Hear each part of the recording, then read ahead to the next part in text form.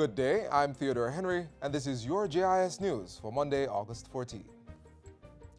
Residents from the communities of Breadnut and Rosewell in Clarendon have become the recipients of piped water to their homes for the first time in 30 years. This after the Rosewell Water Supply Project was officially commissioned into service on Friday at the Rosewell Primary School. It's the result of a partnership among the National Water Commission, Ministry of Economic Growth and Job Creation, and the Rural Water Supply Limited.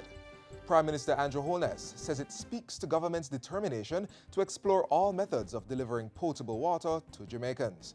In addition to these kinds of projects, he says greater use of rainwater harvesting is being explored for sections of the island that pose engineering challenges. The government is looking at mainstreaming and putting in place a legislation to support rainwater harvesting as an efficient means of providing water in fulfillment of the acknowledgement that water is a human right for every citizen. Pipeline construction for the Rosewell Water Supply Project was completed at a cost of $38 million, representing $12 million in savings over the original project cost. A new 16-station community access point has been opened in Anota Bay, St. Mary, giving residents access to internet and a variety of computer-related services. The Anota Bay Computer Resource Center is situated on the grounds of the St. Teresa Roman Catholic Church. The Universal Service Fund spent $3.5 million to outfit the facility with new desktop computers, internet broadband service, a printer, projector, air conditioning units, and electrical upgrading. Technology Minister Dr. Andrew Wheatley says the facility will be a pivotal community empowerment tool that enables educational advancement, job creation, and economic growth. During the recent opening, he announced plans to designate the Claude Stewart Park in Port Maria a public internet Wi-Fi hotspot. This will join others in locations such as St. William Grant Park, Devon House, and Halfway Tree in the corporate area, and sections of Mandeville, Manchester.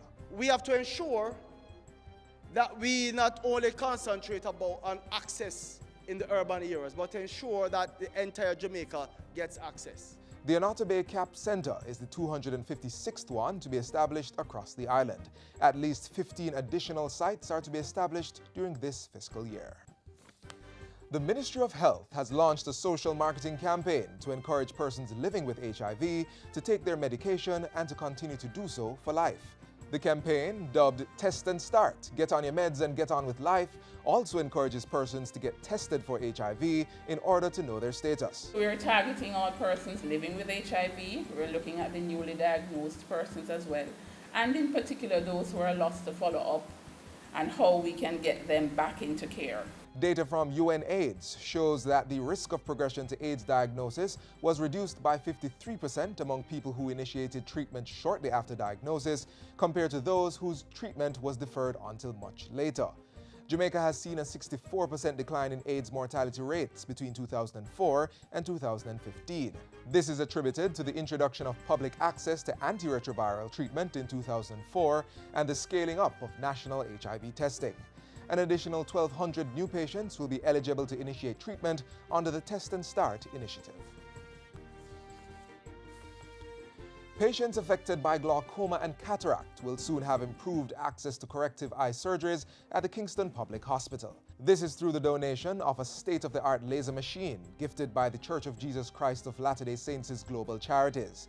The machine, costing $70,000, provides laser treatment for medication conditions within the anterior segment of the eye. It is to be installed shortly. During a recent symbolic handover ceremony at the hospital, KPH's Chief Executive Officer, Errol Green, says the equipment will help to speed up the waiting time for surgeries. This valuable piece of equipment will go a long way in enhancing our service delivery and bring us up to speed with modern technology. And finally, the Early Childhood Commission, ECC, has reported that an additional 8 early childhood institutions have met its 12 operating standards and are now certified. This brings to 55 the total number of early childhood institutions that have attained certification to date. Executive Director of the ECC, Carlene de Grasse Deslandes, has applauded the effort of all the institutions that attained certification recently. But she's encouraging the others to exercise urgency in joining their ranks. The Early Childhood Commission has been promoting the certification of all early childhood institutions as one of its mission-critical legislated requirements. The ultimate goal is to improve access to high-quality early childhood programs and services. And that's it for JIS News today. I'm Theodore Henry. Thanks for watching.